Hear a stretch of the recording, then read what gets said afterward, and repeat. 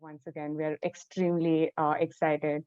Not just to be talking to both of you, but just like, the fact that, okay, this movie exists and this movie has been created. I think I'll just start with my favorite part, which was just the character sketch of Ratna. And I think the one thing that, I would love to hear from both of you is just the kind of like the process that went behind that character sketch, and like from the concept, from like visualizing what kind of um, woman you want to portray, who is a domestic worker, who comes from like rural India, who is who has like so many elements to herself, and the thought process that went behind it, and of course like from a writing point of view and from like acting point of view, the research that kind of went behind it.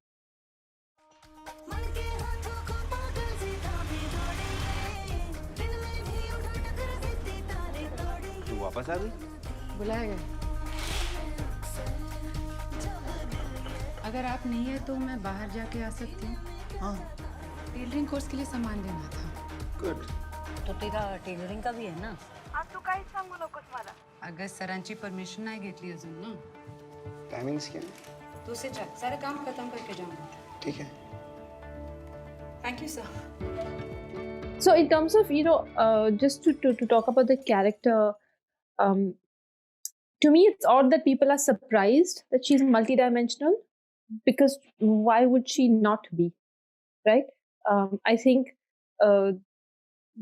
maybe people are surprised because they're looking at the tradition of what we've seen, or how domestic workers have been portrayed, perhaps. But if you're writing a film, and especially as a woman writing a film about a woman, for me it was sort of more, the choices came from observation, from the women I've known who either worked for me or worked for my mom, I've interacted with, who've talked to me about whether it's the bangles, having to wear or take off the bangles, or these choices, कि नहीं मुझे मैं बिंदी नहीं पहन सकती हूँ, and then saying कि okay, I put a little black one, because I just wanted to, those little moments there.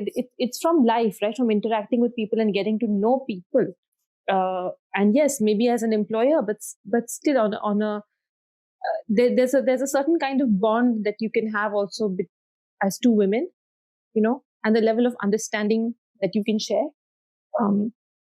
So for me, I think the various aspects of the character, and also I think I find it very inspiring, because we live our sort of privileged lives, and we have our sort of privileged angst, but there are ways in which you get so much inspiration from the small moments, just the capacity to be able to laugh at something silly, when there's so much else going on, there's so much that you're battling with. Just getting home every evening was, like, for one of the people who worked for me, getting home every evening was scary and stressful, because she had to walk one little patch in the dark, when there were no street lights, and she was always scared of being attacked. You live with that fear, but to be able to be light, in a moment, just in the day, to chat with friends, I think those things were really inspiring to me, and I felt that it was really important to look at it from that point of view, from her point of view. From her point of view, she's not looking at herself and saying, "Hi, bichari," So yeah, that was the attempt anyway. I think, Tillotama, you can talk about what from your point of view, I guess. So I'm very, very aware of the fact that I've made a career out of playing characters that are marginalized. And when I started acting, I never thought about it so much, because it's the path that's come to me. It's my profession. But now with 20 years, you do question, right? You do question that you're making a living out of representing characters, people, stories that are often marginalized and don't get their space for reflection, introspection, celebration, or even criticism, whatever. But it doesn't hold. It doesn't. There are stories and people who aren't given that space, and because I think that sense of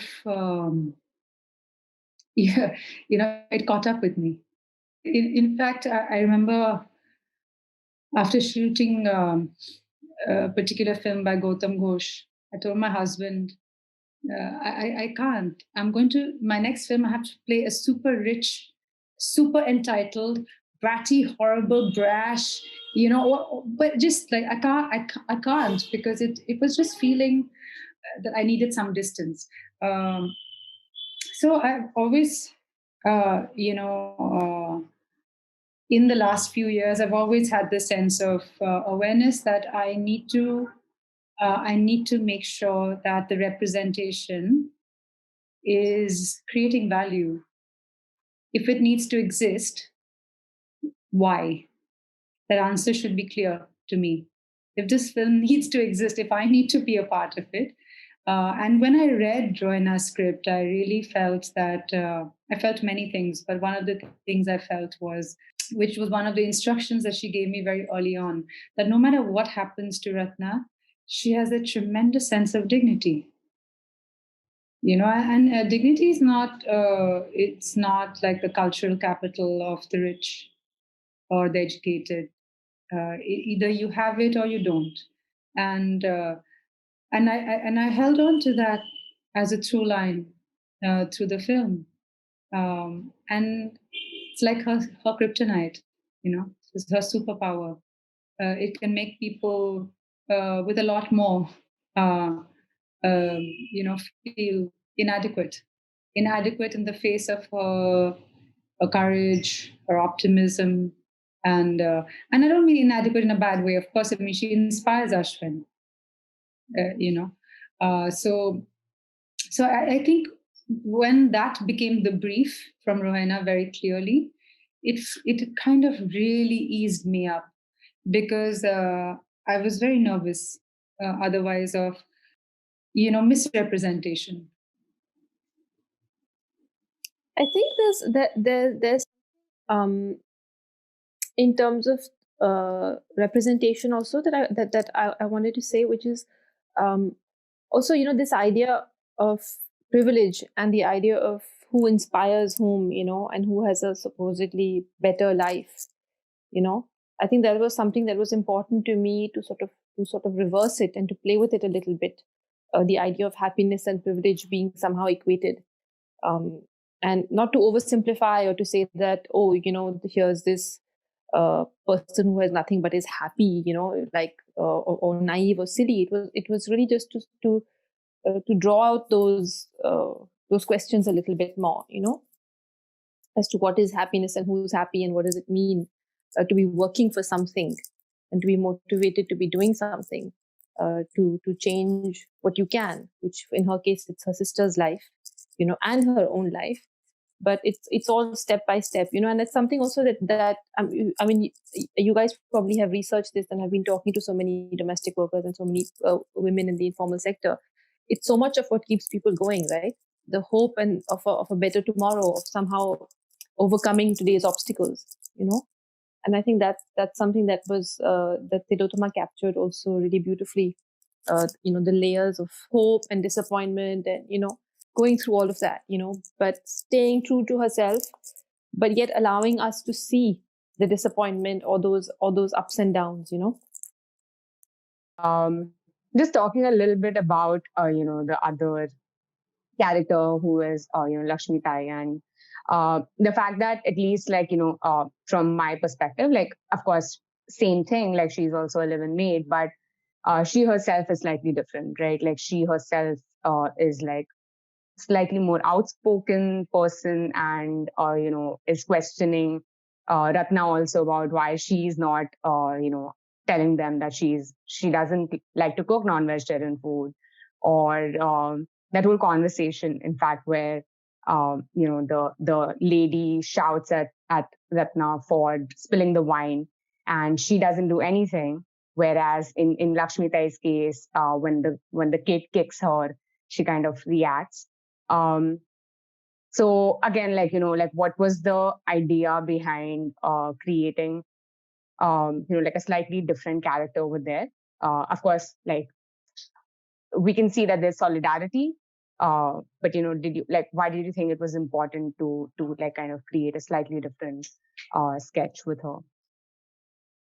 I mean, I think it's always important for each character to be who they are, and not to again, it comes down to the same thing. It's not like all perhaps you wouldn't ask that question, like why are two buddies, like two rich buddies, why are Vivek and his friend not the same, right?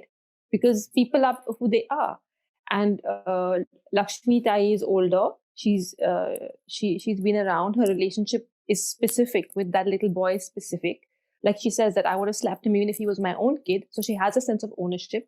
I think the dynamics are extremely, and each situation defines character as well. So each person is, has a particular relationship or a particular life story, right?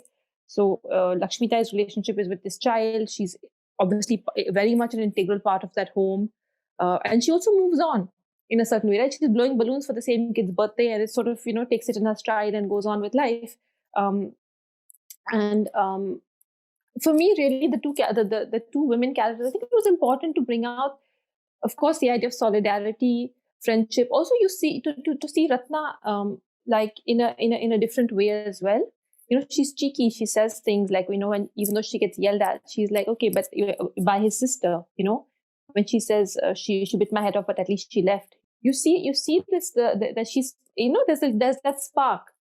But when you see it, when you observe that scene as from your sort of point of view of privilege, you're like, oh, she got yelled at, right? You don't think that she's thinking, okay, but at least she's left. And that gives you, it allowed for that play that, you can see her with somebody else and you can see how she's actually processing it. Like, you're really not that important, the little upper class lady. Like, you can come and give your attitude, but she can move on with her life. She's used to this. I mean, I think that's part of it, right? You have to shrug off some of the arrogance that gets thrown at you, because how else do you survive if you're going to sit and feel hurt every time, the boss lady or some rich person is mean to you? You're going to just be weeping. So, it's also the kind of resilience, and that could come out. But obviously, I hope without being too insistent on it, but just to show the relationship, through the relationship and the humor that these women share and the support that they give each other. So I think that was Geetanjali Kulkarni is still a wonderful actor, that you really feel there's this full person, and you don't really notice that it's not that many scenes, So, yeah. Thank you for that, Rohena. And I think I'm just going to borrow that point from there and take it forward from there. I'm actually thinking about Ashwin, right? Like his behavior and his reaction to when Ratna Didi spills that glass of wine on the friend's dress. And I see his behavior, right, through and through a certain section of society when he's at the construction site with his father, and his father says that, I think these people take you for granted unless you're at their heads. And he doesn't react then. He doesn't react when his sister's there. And you see him reacting at that time when he has that party with friends. And to me, that's a very subtle shift in behavior from really being a passive employer to actually advocating for good treatment of, let's say, a domestic worker or any informal worker that you employ. I think this is a question for the both of you, right? In your opinion, do you think that it's humane, or is this behavior acceptable when you, let's say, take love out of the equation? Perhaps because one of the assumptions is that he started feeling some things for Ratna Didi, and that's what made him be slightly defensive and protective and hence vocal. Would love to hear your thoughts on that. For me, it's definitely part of his journey, right? She was fairly invisible to him, and also he's sort of duty bound and playing the role like so many of us do, and you just kind of do what is acceptable and you try to fit in.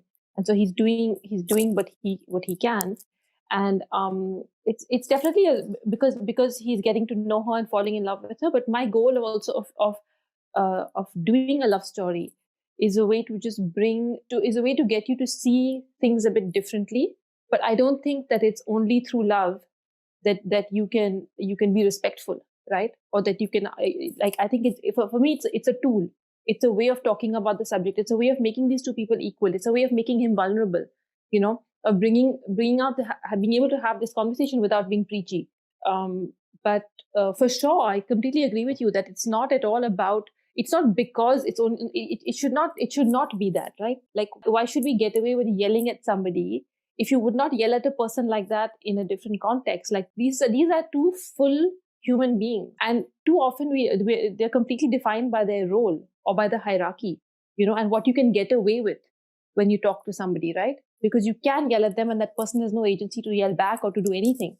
So I think to me it's extremely important that it's beyond the love story, what you're left with, the relationship, and what one should even be allowed to get away with, what we do. But yeah, I don't know if that sort of answered your question. Maybe Tillotama can elaborate. So is it in life? Is it okay to shout at anyone? No. Is it permissible in our society? Because we are extremely class driven. Yeah, it's a sad reality. Do we have to accept and subscribe to that reality? That's for each of us to answer that question. I've grown up in a household where that kind of behavior is, in a joint family. I saw when we were really young, I saw that kind of behavior. But when we moved to our own homes, it was not something that was at all kosher, and I don't think that I don't think it's a matter of personal choice. I think it's just that we are such a class-driven society. We are so unaware of our deep-seated prejudice that we do not consider that kind of behavior, that kind of entitled snobbery, inhumane. If you don't think it's a problem, you will go through your life thinking you're a really wonderful inequity in the way you speak to the person who's most intimately serving you at home, making your food. That food goes into your mouth. You don't have to, this is not about love and a kiss and, and being nice to someone you love. It's not just about love. It's about basic human decency. There's the relationship that we're talking about between someone who works at your home in India. The context is like our homes. That relationship is so intimate. They're making our beds. They're in our bedroom. They're making us food. So if you think you can, treat someone like that, or you think you shouldn't stand up when one of your friends misbehaves with them. Good Lord, I feel terrified. I feel terrified for the kind of existence that you have. If someone screams at anyone, like it's a classic thing, right? It's like that date that would never finish. If you went out for a date with somebody and they were really rude to the wait staff in a restaurant. I have seen women across the table in a restaurant where this guy, with their partner was really rude, and they just looked at, they caught someone. They did anyone see how rude this guy was? And if you caught their eye, they'd be just so apologetic for even stepping out with a person like that. I think people, or being rude is one thing. I think that's pretty obvious. If someone is rude to anyone and you don't stand up for that person, you're as guilty as the person, I think, who was rude. Because I think, being a spectator to that kind of injustice is, you're as guilty. You might as well have done it yourself. For that particular scene that you're referring to, right? It's in a way it's a sort of sneaky move on my part, because you are placed, the audience doesn't have a choice but to reject the woman who's yelling, because we are with Ratna and we are with him. So it's sort of, and I think that's what's nice about fiction or film, is that you can really emotionally bring about a certain kind of thinking, hopefully that people go home and then, when someone's yelling the next time, it's a small thing, but I hope that in the way that we reject her on screen in that moment, that we carry that with us, even those of us who maybe may not otherwise, it's a small little shift, as to how you see this very entitled, very successful, very beautiful woman, but really how beautiful is she in that moment? I think not screaming at someone and making that into a virtue is like saying, what a great person, always comes on time. Yeah. It's like that a little bit for me. But I think the film for me is addressing a far deeper bias, which is not about don't shout at people, especially those who have than you.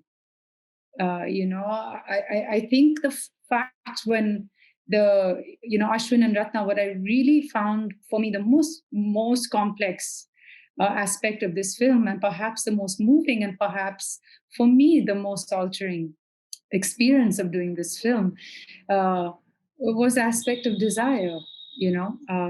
And we don't see people of a certain class to we don't see them in a way where we accept that they have desires just like us.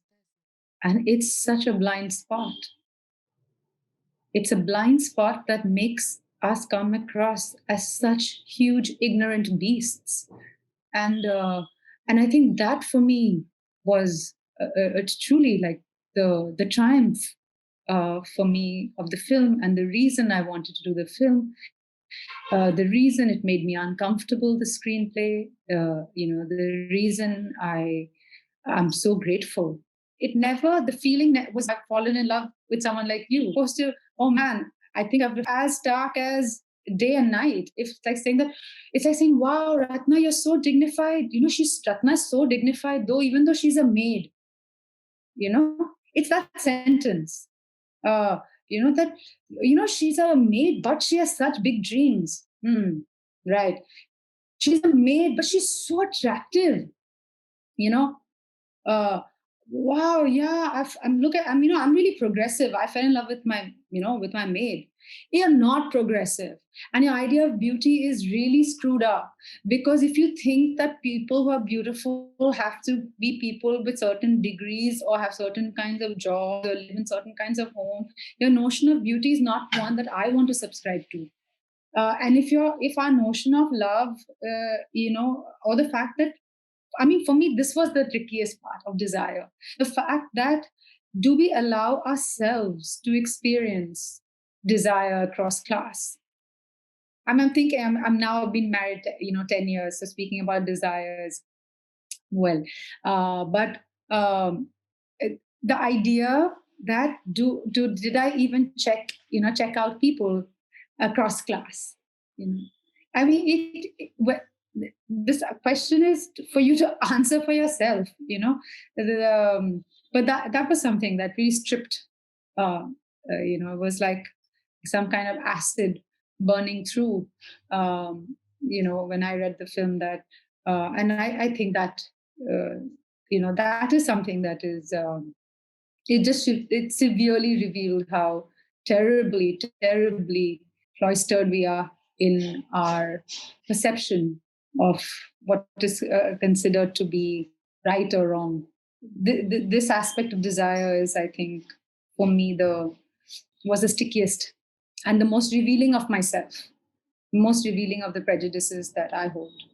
Because also, sorry, I want to say that one thing. I'm sorry, I'm rambling, but this idea of desire, when you take it to a realm that exists, like when you look online, the only hits that come up when you look at relationships, stories, marriages, friendships, their domestic work, the hits are only pornography. So the fact that in our cultural imagination, the only way we can, and I don't mean just love, I mean even just like, desire, friendship, the fact that we can only in our cultural imagination relegate it to the space of pornography, it just reveals like the dark hole that we are in, And I remember Rohena saying once at an interview, and it really hit me, that this is really like the entire civil rights movement happened in the 60s, where you had to tell people that the color of your skin doesn't determine the worth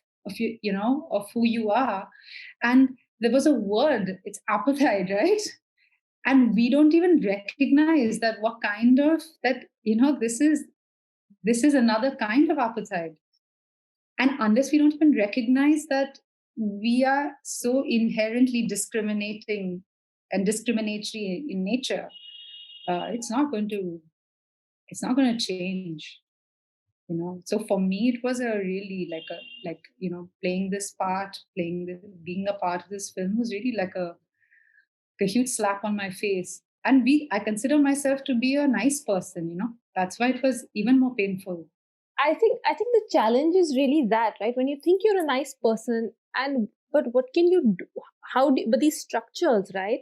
Societal structures are so strong and so constricting that we, on some level, sort of play by the rules, and then maybe we make excuses for ourselves to say, like, how can I can't really sit at the table and eat.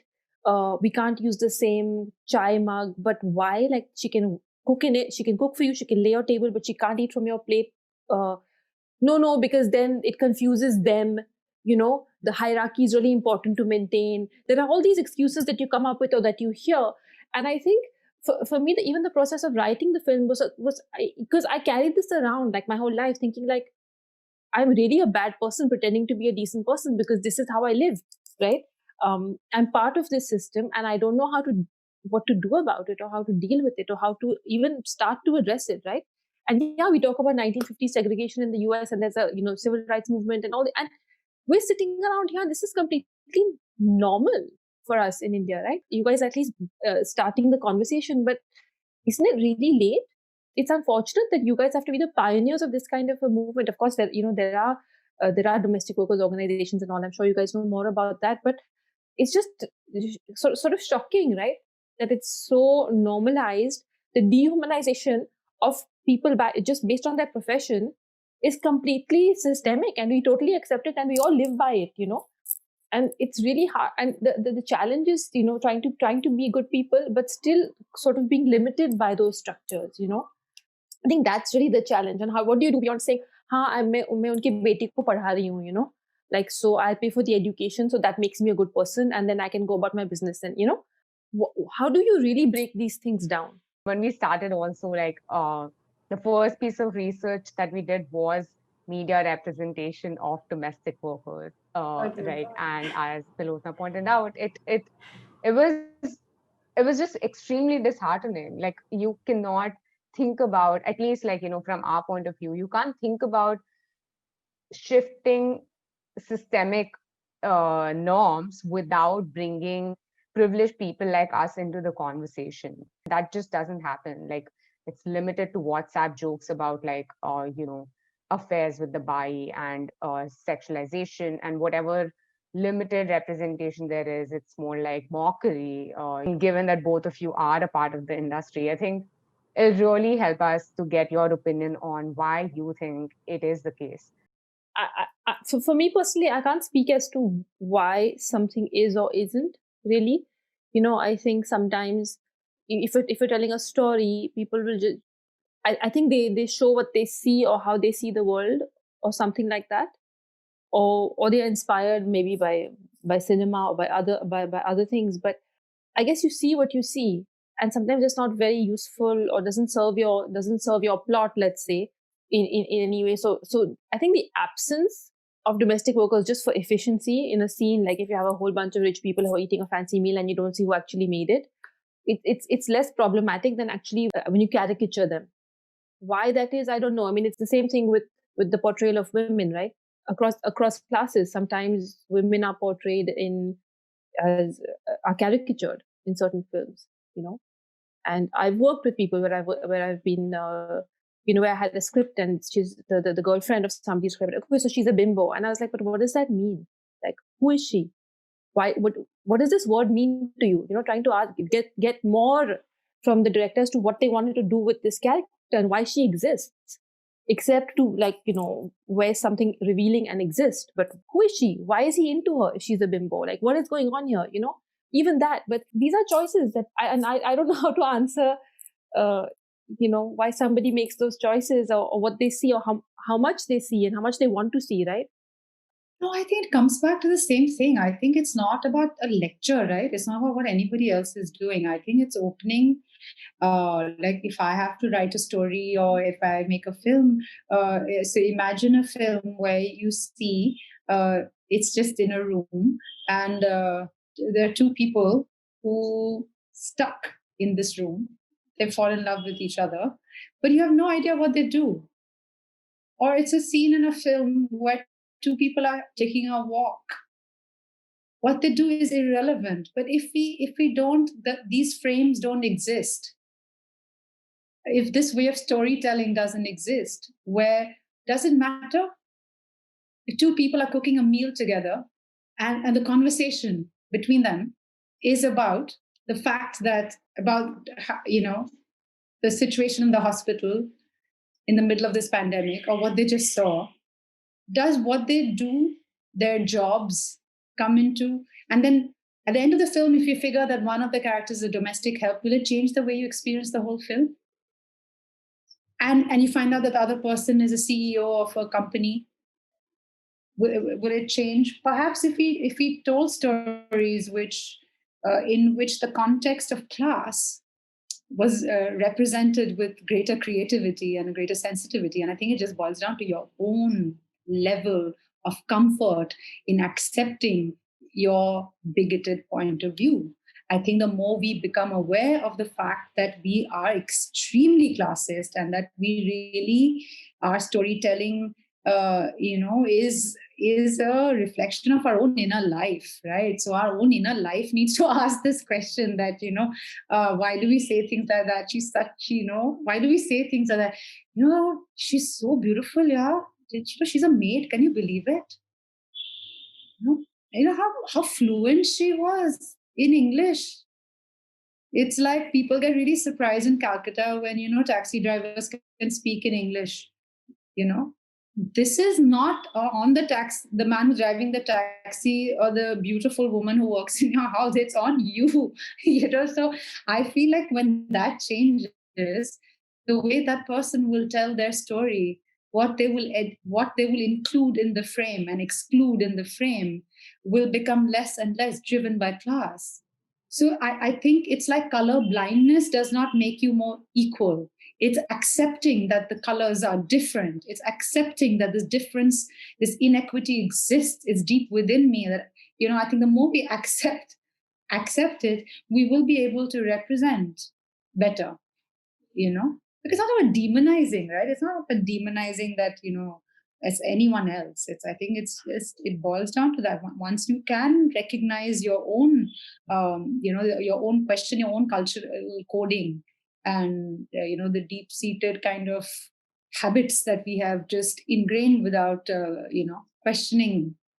I think the more that happens, I think the way we tell stories will change, and it won't be such a like, wow, what a great thing, so sensitive. They all an ad about how they all ate on the same table, it's like July 4th, they should be like firecrackers. It's not about we can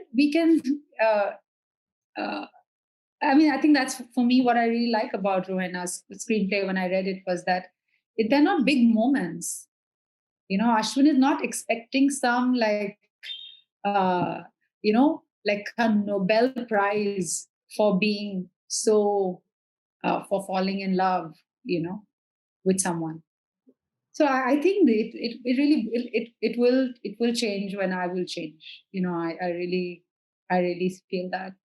I really feel that very strongly, and I really think this pandemic has really done us in to really question this, because I remember when it hit Bombay and everybody, said that, okay, it's not safe to have anyone come home now, so they do all your work, and then vacuum cleaners got ordered, mops got ordered. Suddenly it's not available only, why wouldn't you think? And I remember a friend who was, the single guy who's just looking at all of us scrambling to get vacuum cleaners and proper mops. How come you guys didn't have it before? Didn't your how did the person who's working in the house even manage without one? And what are you left with? A sense of shame that yeah, what were we waiting for? And then 6 months of jharu pocha, and then you're like, so now, there are households now. Like, I'll give you an example. So there are public toilets, right? The Didi used to work in my house, I had to stand for half an hour to use a public toilet. But the idea of her using the public toilet and now coming to work in my home scares me, right? Especially when my aging parents might be staying with me, and if they are immunocompromised. So what would I do? Please use my bathroom. The risk, the threat to my own safety, when it comes even closer, then I'll say, please stay in my house, use my bed. The threat to my safety comes even closer. So it's really that, right? Like, I really think this, I've been really questioning that why are we going through this period? And with, it's really made me feel like this is really to make, if this century has to have a meaning for me, it's really, I think, to push us towards dignity of life. And I think that dignity of labor, the dignity of work, and the idea that you cannot say that, I'll have all the zinc and the vitamin C and keep myself safe, but you put yourself at risk and get it for me, because this is what the virus has done. It's been such a level playing field, that you can't hide behind your class. Now it's really like, I think it's one of the positives that I took away from this. And I'm sure there's much more to learn as to why we are going through this. But I think Sir releasing at this time and me thinking about this film, which we did some time ago, Rohena, but there's so many parts of it that are making so much sense now, and it's stacking up on me so differently now, than even when we spoke about the film when it premiered at Cannes. I feel more lost, and I feel I found much more today, with everything going on around us. Yeah, well, I hope it connects to people the way that you're saying. I sometimes I'm more optimistic than you, but in this case, I feel I question, whether people are still pretty smug in their privilege, or whether it's really going to fundamentally change how we see things. The pandemic. I mean, I don't know. We don't know, right? How short memories are, and how quickly we jump right back to the way things were. I hope not. I really hope you're right. I really hope people, you understand physically that it's tiring and it hurts your back to bend over and do jharu of a large space, and hopefully that stays somewhere. The muscle memory stays, and you can be a tiny bit considerate. Thank you so much. I think that's what we're hoping to do via the Blue Divide. Constantly get these out in the limelight, have these conversations time and again. I think the reinforcement is going to be key.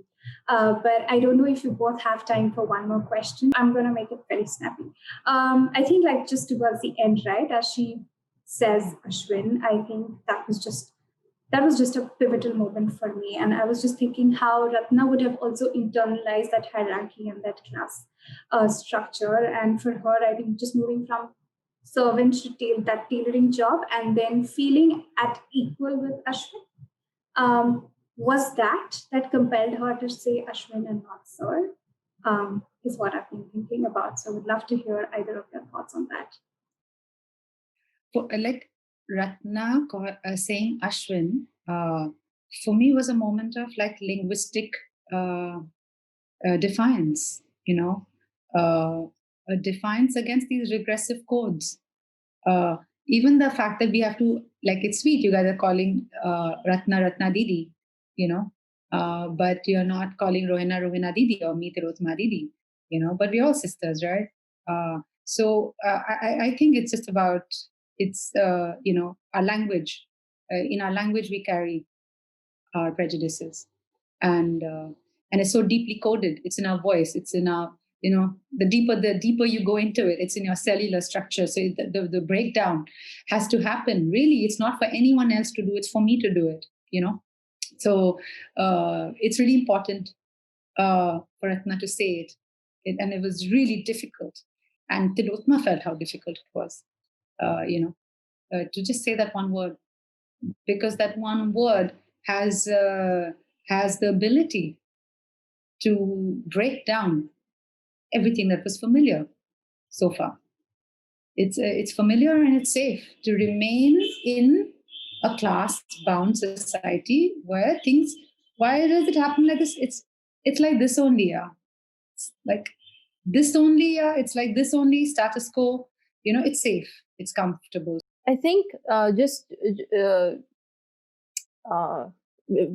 it's lagging, but I just want to say, the idea of what's in a name, right? I think the reason that you feel the weight of it, the importance of that moment is also thanks to Tillotama's performance, where you really feel, you get it. You get that this is a huge step. This is an action. This word is an action. It's not just a word, and a lot of people have asked me, in Q&As and things, in different countries as well, not just in India, but a lot of people have asked me, oh, why didn't you go for a happy ending? Or what would it be if it was a happy ending? And to me, this is a happy ending, because she is claiming her space. She is establishing herself as an equal to him, and she is making that step herself. She is freeing herself of these shackles, all on her own with that one word. The rest of it, whether they end up together or not, that's irrelevant. Like, to me, it wouldn't be a happy ending if she gave up her life and career and her hopes and dreams and toodled off to go make chapatis for him in New York or something. It makes no sense, So for me, I feel it's that. It's taking that step. It's her having making that decision to make herself his equal, and she frees herself in that moment. And I think that's empowering. And to me, that's sort of that's the happy ending, let's say. आखिर में मैं आपकी servant ही हूँ ना।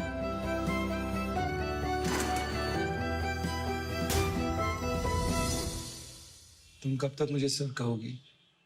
तो क्या कहूँ?